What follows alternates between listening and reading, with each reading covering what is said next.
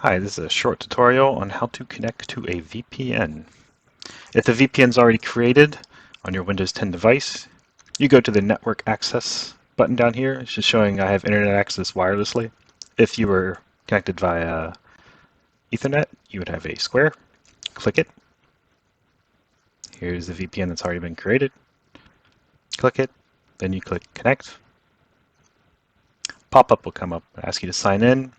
Put in your network username, password.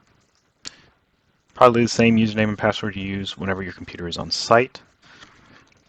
Once you put that in, you'll be connected to the VPN, and anything that you could do on site, you can now do remotely through this VPN. That's connect to network drives, connect to a server, maybe connect to printers, anything like that. Now, if you don't have a VPN set up,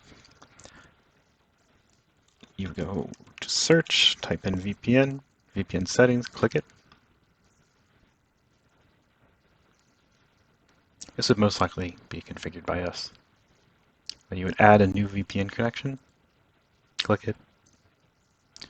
Then the connection name can be whatever you want, something that would tell you where you're connecting. Server name or address would be specific to your VPN, and you'd be putting in your VPN type, how you sign in, and then username and password can be saved so you don't have to type in every time. And you would save it, and it would show up here, and it would also show up down here.